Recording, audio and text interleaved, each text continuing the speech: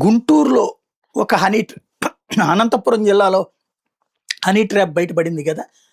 అధికార పక్షానికి సన్నిహితంగా మెలిగేటటువంటి వాళ్ళం అన్న ధైర్యంతో పోలీసులతో ర్యాపో మెయింటైన్ చేసి ఆ పోలీసులతో కలిసి సామాన్యులైనటువంటి వాళ్ళకి నగ్న వీడియోలు లేకపోతే కనుక వాళ్ళతో ఫోన్ చాటింగ్లు చేయించి ఆ పైన బ్లాక్మెయిల్ చేసి ఇలా మమ్మల్ని బ్లాక్మెయిల్ చేస్తున్నారండి అని చెప్పేసి ఎవరన్నా పోలీస్ స్టేషన్కి వెళ్తే వాళ్ళు నీ మీద కేసు పెడతావు, నువ్వు బొక్కలోకి వెళ్ళిపోతావు, జాగ్రత్త అని బెదిరించి పోలీస్ అధికారులు సైతం డబ్బులు వసూలు చేసినటువంటి వైనం బయటపడినటువంటి వ్యవహారం ఒకటైతే, ఇప్పుడు తాజాగా మరొకటి గుంటూరులో వెలుగు చూసింది. ఏంటయ్యా అంటే, ఒక స్టూడెంటు ఫీజు కావాలి ఒక 24,000 రూపాయలు అని చెప్పి తల్లిదండ్రులు అడిగారు. జాయింట్ గూగుల్ పే ఉందన్నమాట తల్లికి నన్ను బిడ్డకి. ఆ డబ్బులు తల్లిదండ్రులు ఇచ్చారు. కానీ ఈ అమౌంట్ స్పా సెంటర్ పేరుతో ట్రాన్స్ఫర్ అయింది. స్పా సెంటర్కి ట్రాన్స్ఫర్ అయింది. తల్లి అడిగింది ఏంటిది అని, తండ్రి కూడా అడిగాడు ఏంటిదని.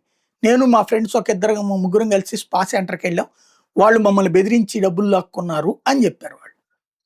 దాంతో ఆ తల్లి తన అన్నకి చెప్పింది. ఆయన ఆర్మీ జవాన్. తను ఆ స్పా సెంటర్కి వచ్చారు. వచ్చి మామూలు కస్టమర్ లాగా వచ్చి 3,000 రూపాయలు డబ్బులు అడిగారట. ఏది మసాజ్కి చేయించుకోవడానికి ఎంటర్ అయిన తర్వాత లోపల రూమ్లోకి వెళ్ళాక మసాజ్ చేసే అమ్మాయి నాకు 7,000 ఇస్తే మసాజ్ చేస్తానందట. అదేంటి బయట ఇచ్చాం కదంటే అది బయట ఫీజు, మిగతా ఫీజు 7,000 అందట. ఇతను 7,000 కూడా కట్టాక వెంటనే ఒంటి మీద బట్టలు తీయడం ప్రారంభించింది. వెంటనే అతను బయటకు వచ్చి ఏంటిది అని నిలదీశాడు. అయ్యో పొరపాటు అయిందండి, ఇంకోసారి జరగకుండా చూసుకుంటామని చెప్పారు.